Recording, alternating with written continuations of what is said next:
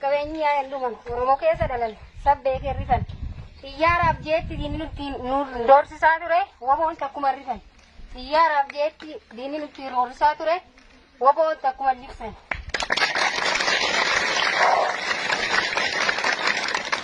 Waboon maqaa keenya salphaatti hin dhufne irratti wareegamne keenyaan arganne kaayoo kanaaf jibbamne malee jibbamtooti hin dhalanne.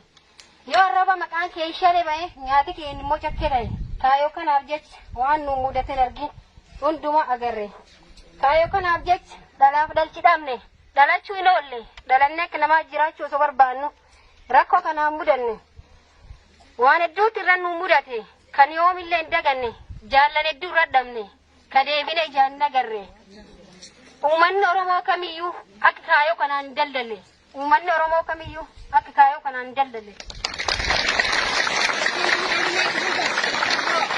Nanti jalan ikan sekarang kalman nigen. Bela debu jilbi fan. Gantu gurallan. Bunga kota kena nibamna. Bunga barata kena nibamna. Bunga dendela kena nibamna. Bunga yoromo nibamna. Bela debu jilbi fan. Gantu farkallan. Dillan. Oromia rakaban Oromia nu. Oromia rakaban biya nu. Oromia toko. Adamban. Gorikon. Ifano kamu Oromo.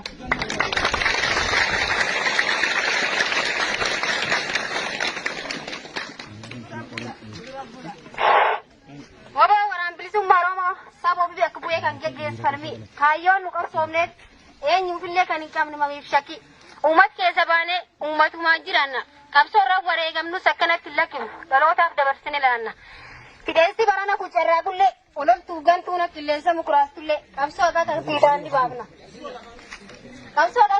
ni baafna mootummichi baana yoo deebisanii ilaalan riphee lolaatu hin ga'u ijaarsan nu gowwoomsuuf majarraa garee addunyaan nu dadhabde barsiyaasa nu gowwoomsuuf majarraa garee addunyaan nu dadhabde barsiyaasa.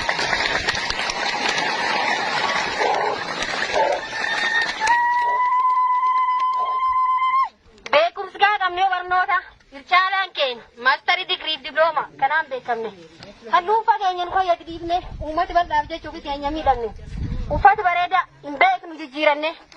Gabbachuuf osoo hin taane gara baasuuf osoo hin nyaanne sichaandi dubboo ishee micciiranne obsaan murannoo qabsaawaatiin Oromiyaa dhuunfachuuf qophii dhumurree jirra waan marayyuu guutanne Oromiyaa dhuunfachuuf qophii dhumurree jirra waan marayyuu guutanne.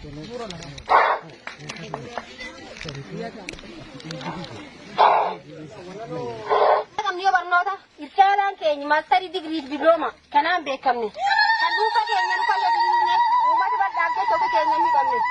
Uffata bareedaa hin beeknu jijjiiranne gabbachuuf osoo hin taane gara baasuuf osoo hin nyaanne sichaandi dubboo ishee micciiranne obsaan murannoo qabsaawaatiin jala keenya guduunfanne Oromiyaa dhuunfachuuf qophii dhumurree jirra waan marayyuu guutanne Oromiyaa dhuunfachuuf qophii dhumurree jirra waan marayyuu guutanne.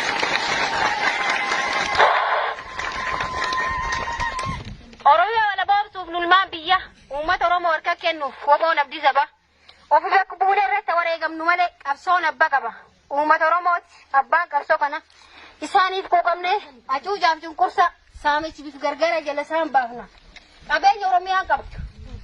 Fuunee uummata Oromootiif gabaasna malee ofii keenya booqiin ijaarra. Uummata Oromootti mata.